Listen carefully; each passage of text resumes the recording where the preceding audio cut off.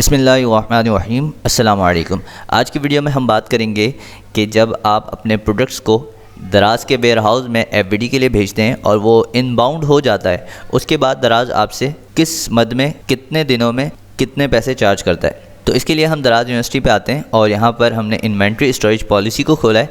यहाँ पे इन्होंने सारी तफसील बयान की है। सबसे पहली लाइन में ये बताते हैं कि हम 1 सितंबर से अपने स्टोरेज फ़ी में तब्दीली करने जा रहे हैं। दूसरी लाइन में ये बताते हैं कि हम अपने सेलर के कन्वीनियंस के लिए नंबर ऑफ़ फ्री डेज़ में इजाफा कर रहे हैं।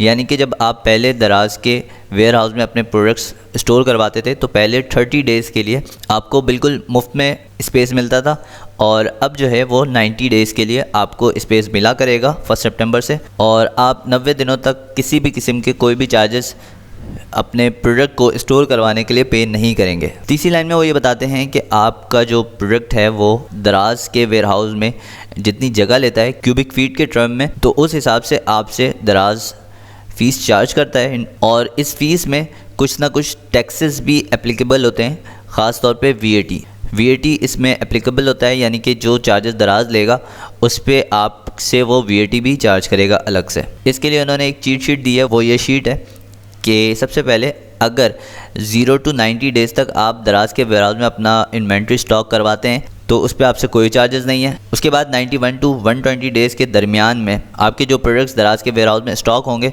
उस पर क्यूबिक फीट पे जो है वो 90 रुपीज़ चार्ज किए जाएंगे।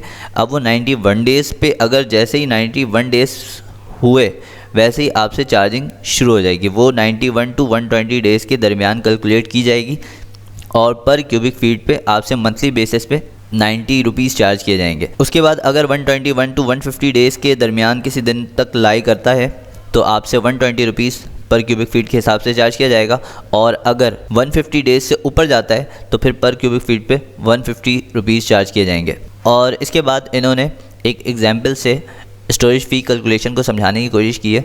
अगर आपने 5 ऐसे आइटम जो कि 2 क्यूबिक फीट के हैं दराज के वेयर हाउस में स्टॉक करवाया और वो जो है 95 डेज़ को पहुंच गए हैं, यानी कि वहाँ पे रखे 95 डेज़ हो चुके हैं, तो अब वो जो है वो 91 to 120 डेज़ के दरमियान लाई करेगा और उस हिसाब से पर क्यूबिक फीट पे आपसे 90 रुपीज़ चार्ज किए जाएंगे। और यहाँ पे इन्होंने एक चीज़ मेंशन कर दी है, बिफोर टैक्स, यानी कि टैक्स के बगैर अभी आपको ये कैलकुलेशन समझा रहे हैं, इस पर टैक्स भी एप्लीकेबल होगा।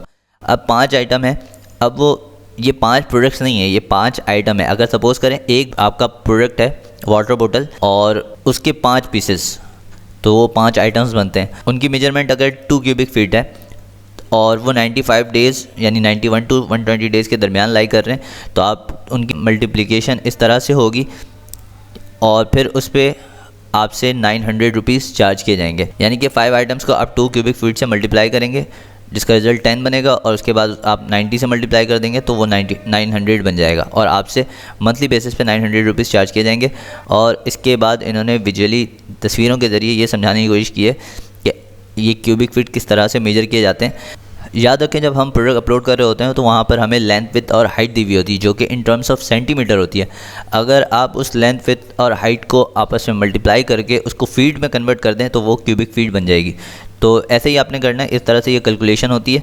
यहाँ पे आप देख सकते हैं कि इन्होंने इन टर्म्स ऑफ फीट इसकी मेजरमेंट की है डायपर की, और लेंथ, विड्थ और हाइट निकालने के बाद उनको आपस में मल्टीप्लाई कर दिया तो जो कि 0.47 क्यूबिक फीट बन रहा है। तो इस तरह से आपने भी कैलकुलेशन करनी है। उसके बाद ये बटन जो है ये फिल वक्त काम नहीं कर रहा तो इसको आप छोड़ दें। उसके बाद इन्होंने यहाँ पे एक चीज़ मेंशन की है कि हर महीने की आखिरी तारीख को ये फ़ी कैलकुलेशन की जाती है, यानी कि महीने के आखिरी दिन में जो आपके प्रोडक्ट का स्टेटस यानी कि आपके इन्वेंट्री का स्टेटस होगा दराज के वेयर हाउस पे, उस हिसाब से आपकी फ़ीस बनेगी और वो आपसे चार्ज की जाएगी। उसके बाद ये कहते हैं कि अगर आपकी इन्वेंट्री पे 90 दिन गुजरने वाले हैं और आप चाहते हैं कि उसको आप 90 दिन गुजरने से पहले वापस रिटर्न ऑर्डर क्रिएट करके मंगवा लें अपने वेयर हाउस में, तो आपके लिए लाजमी है कि आप महीने की 20 तारीख से पहले अपना रिटर्न ऑर्डर क्रिएट कर लें।